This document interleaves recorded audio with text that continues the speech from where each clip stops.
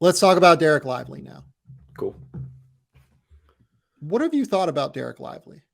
He's better. And that's reflected in Duke actually playing him more. Like, I mean, he was Yeah. playing like 10, 12 minutes a game early on in the year. And I think the biggest thing for me, A, he's so massive in watching him play. It feels like not the exact same, but like very similar to watching Mark Williams play, and just like the holy shit, you have to account so much for this dude on the defensive end. Yeah.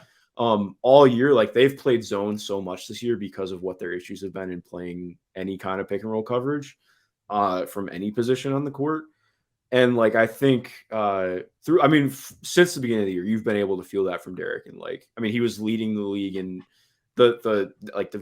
he was leading the ACC in block shots while playing like 16 minutes per game still. Like that, he's been incredibly impactful around the rim, especially when he doesn't have to be playing in a pick and roll coverage. If he can just drop back and like hang around the restricted area, he's set.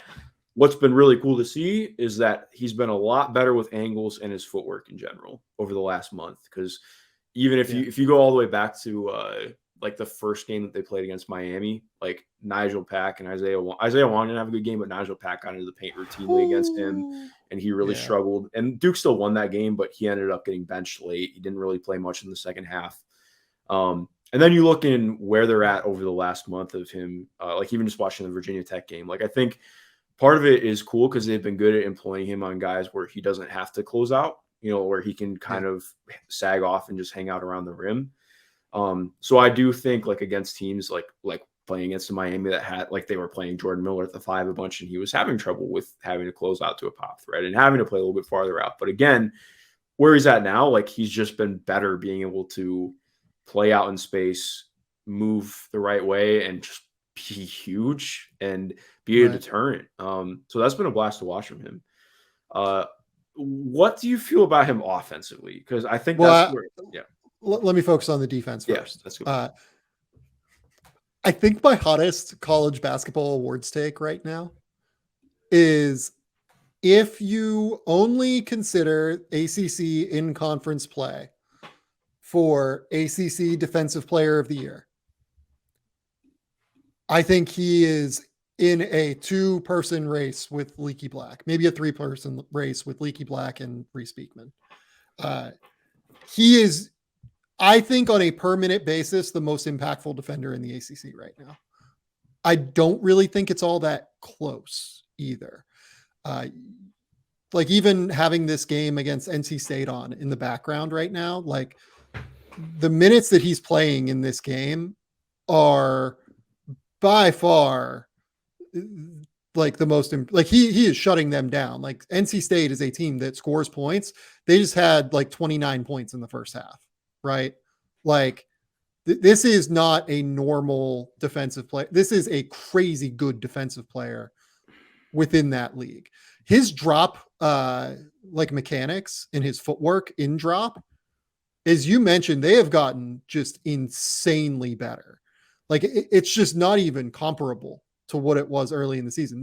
He has been like really, really impactful just in terms of bringing guys into him, letting guys come into his chest. And he's gotten better at playing without fouling just enough to where while there are some silly fouls from time to time where his arms come down, he is consistently just like an elite presence that shuts off the paint when he is in games.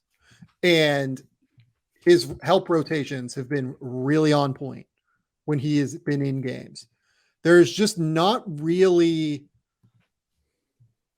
like he is everything that we thought he was coming into the season right now, I think, in terms of his ability to defend in drop coverage scenarios. It took him a long time to get there. He did have, I believe, a calf injury throughout the first part of the season that he was kind of working with. But like right now, he's everything that we thought on defense, right?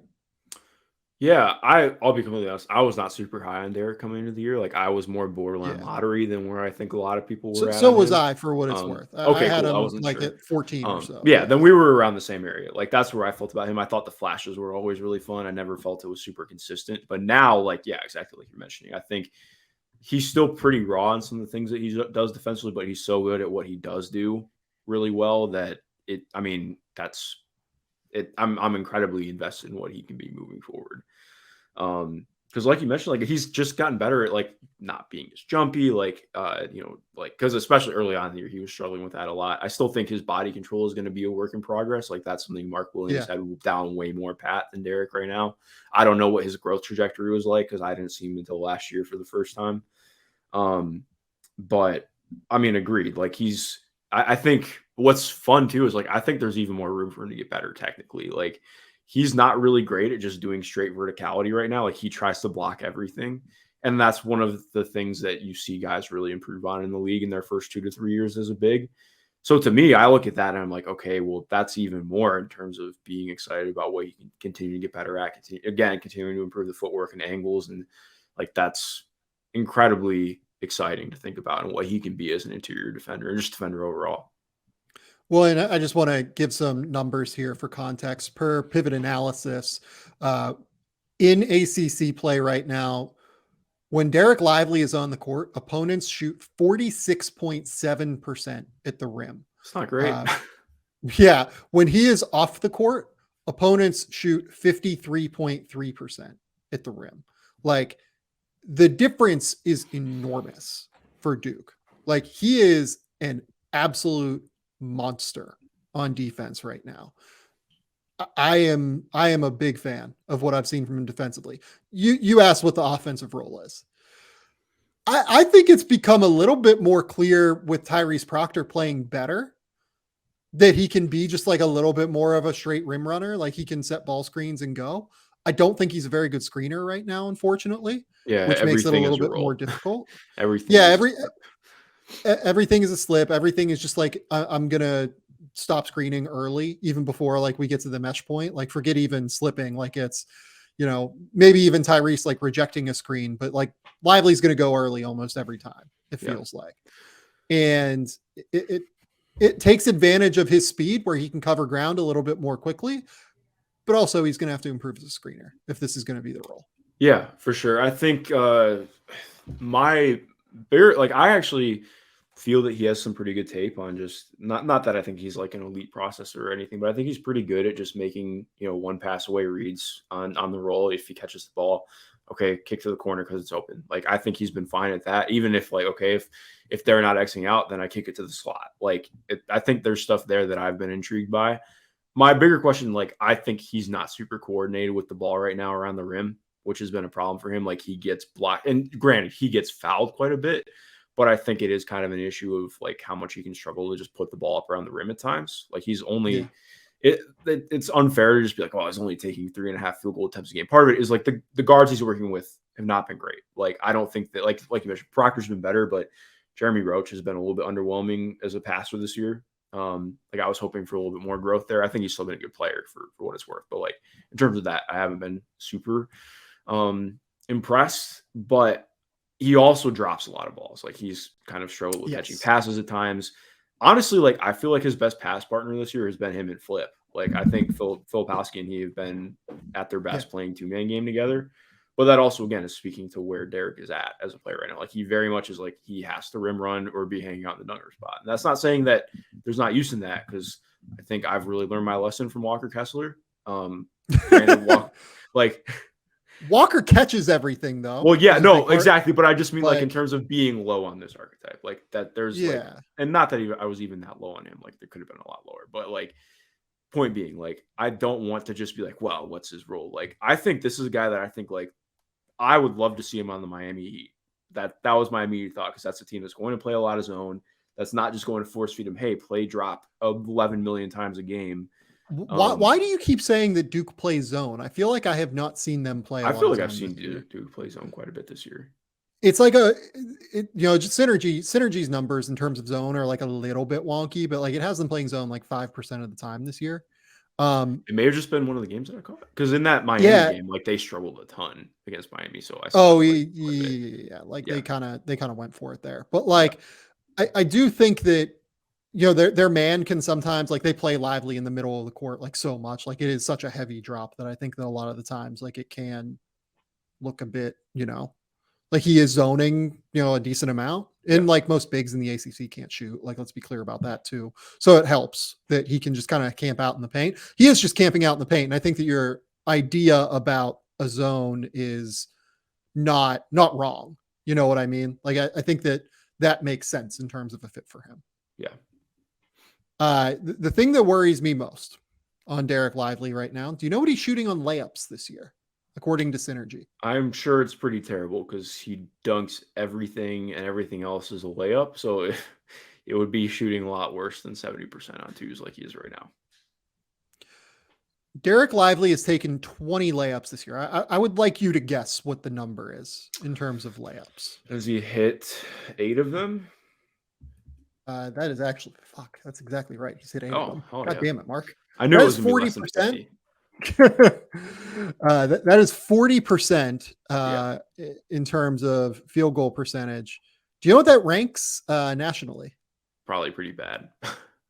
So there are 2,911 players. Looks like this is just Division 1, right? Let's see here. Maybe, yeah, this is just Division 1. So 2,911 players that have taken at least 20 layups this season. Dereck Lively is something like 2,780th in layups right now. Exactly. And I think that kind of speaks to by the way, he's 7'1". Yeah. Yeah. And I think that, again, like, I think that speaks to the coordination a little bit, like I was mentioning. Like, I think just if he's able to catch the ball with a step towards the rim, I think he's been okay. But again, that's largely because bring the ball up and dunk, and he's not really getting, like, there's not somebody right in his grill. But if he, like, post-ups have been a nightmare. Like, they don't even look for him for post-ups. They shouldn't. Yeah. Well, yeah, no, exactly. They shouldn't. But I think they learned early on. They're like, hey, this is not going to work. But that, I mean, obviously that's something that really needs to become not a problem, because otherwise we're going to see, a lot of the NBA is going to get creative in finding ways to make him not an offensive threat. But yeah, again, like with where he's at right now, it's been encouraging to see the growth for sure. Where would you take Dereck Lively in this draft? Like back into the first. Yeah, that's where I have him. I have him like 23, 24, something like that. Like I would take Julian Phillips. Like if I'm going defense first archetype, I would take Julian Phillips over. And I love Julian Phillips too. He's a guy, like, we got to talk about him at some point, because the defense has been sick this year. I get some my hot take on Julian Phillips. I kind of tweeted it earlier. I think he should have been a finalist. I think he should have been a finalist for National Defensive Player of the Year. Really? I kind of see it. He's honestly been their best defender on like the best defense in the country. That's why he's been their best defender, and they are the best defense in the country. And all my Zakai Ziegler is a finalist for that award. Come on now. And yeah, well, hey, no hate to our New York King, but I love Phillips, because I think a lot of his shot questions that I have are more just strengthening his legs. My take is not even strengthening, it's different shot prep. He has like a bit of a square shot prep right now, where sometimes like his left leg goes like flying forward a little bit. I would just turn him. Like I would align his elbow more with the rim and like turn his feet a little bit. And I think that if you look at his high school tape, whatever he did it in between his high school, like his last year of AAU and his first year here at Tennessee, he adjusted his shot prep to square off a little bit more. And I think it could be a thing similarly in terms of what you're talking about, where he did it to engage his legs a little bit more. But I think that if you just like kind of turn him a little bit, it fixes his alignment, and it fixes like some of the stuff that you see with him, where like his knees will go this way, his ass will go like this way. And it's just like, wait, what did you do here? Because like he could shoot in high school. Yeah. Well, part of what's been fun about him too this year too, like I think my biggest qualms I had with him at Link were that he just kind of floated at times.